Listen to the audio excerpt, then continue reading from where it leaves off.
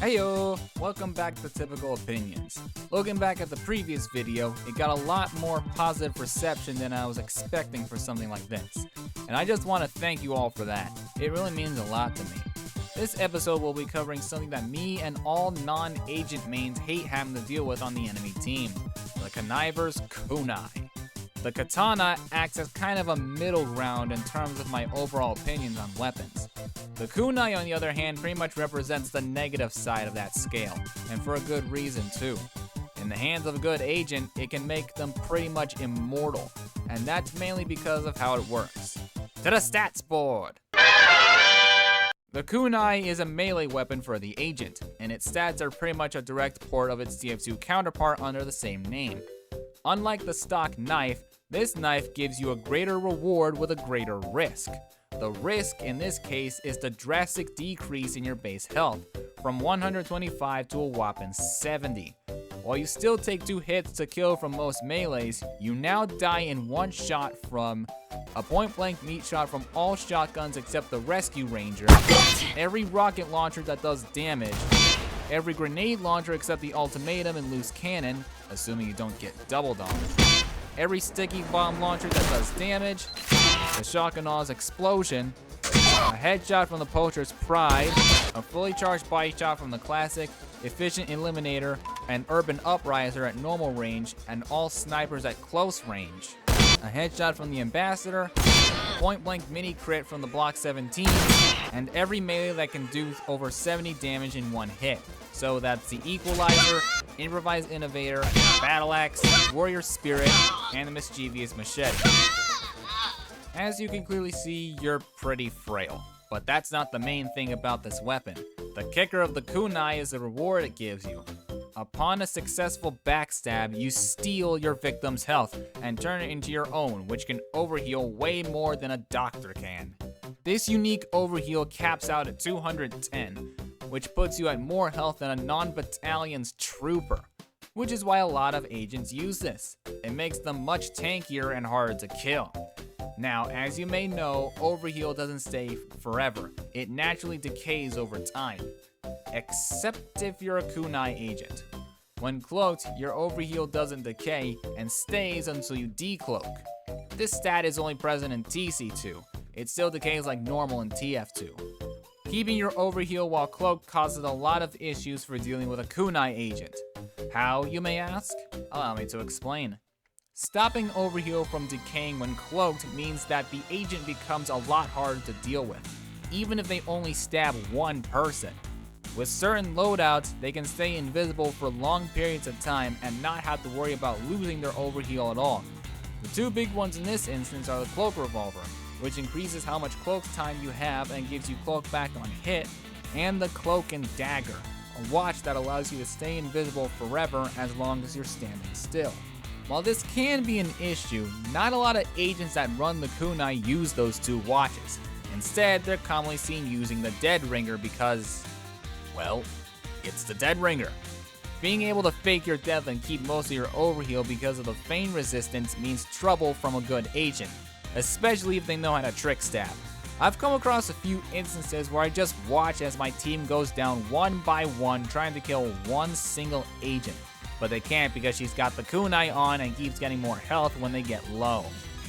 I'll admit, it is pretty satisfying watching agents and spies go hand with their stabbing sprees, but it is quite disappointing when the team that's being poked through like balloons is your own. On the topic of trick stabs, there are some cases in which you're still facing the agent but still die from a backstab. These instances are known as face stabs. I say face stabs in quotes because that's not actually what happens. In TF2, when you face stab someone, it genuinely looks like a face stab on both ends. That's not the case in TC2. Remember in the previous video, I mentioned how hit detection works in regards to latency and position. Well, it's the same thing here, but crank it up to 11. If you're dealing with an agent in front of you and they're trying to circle around to your back, you still might end up dying even though they're still in front of you on your screen, which is what gives off that illusion of a face stab. That's because by the time the agent stabs you, they still see your back. Even if you turn around as soon as someone right behind you just got stabbed and they're heading for you next. There is a bit of a helpful catch to this, however, as backstabs won't crit at every angle within that 180-degree range. If you're too close to their sides, which is seen with the knife not being raised all the way up, then the stab will only mini-crit and do a percentage of their base health based on how close you were to the one-shot area. You need to be within 113 degrees of their back for it to work normally. Anything less than that won't one-shot. Mini-crit stabs or side stabs can still kill, as the max damage they can do is 99% of the target's health. So if the target has taken a bit of damage, they can still go down. When you take that into consideration with kunai agents, it's not as unfair as one might think. Now, you may be saying to yourself, just kill the agent before they kill someone. They can't be a pest if they can't get any health, right? Correct, but unless you've got a good eye for seeing invisible agents, recognizing one in an instant, or you actually have ears, it's not quite as simple as it seems. So here's some ideas that can make it more fair to fight overall. First off, remove the stat of overheal not decaying when cloaked, because I find it to be a bit unnecessary. Instead, just make it so it decays slower when cloaked, so it's not lost that quickly. The second is a choice between either 1, reducing the max overheal from backstabs to around double the base health instead of triple. So your max health with the kunai overheal would be around 140 or 150-ish. Or 2, giving it a faster overheal decay rate like the first responder, so they can't have super high health for long periods of time, which will force them to be more aggressive in order to still have that overheal. But with that, that's pretty much everything I have to say about the kunai. I was honestly expecting to be a lot more angry and aggressive because this is one of my least favorite weapons to deal with, but it's not as infuriating as it may seem. I honestly had fun using it when getting clips for this video though. Can't say the same about the victims. For those wondering how I'm going to be doing these series, I have a list written down of all the weapons I want to talk about, as well as suggestions from both the comments from the last video and my Discord server, which you can join in the description. If you want me to talk about something in TC2, the comments and the weapon suggestion channel are the place to go. But for now, thanks for watching this episode of Typical Opinions.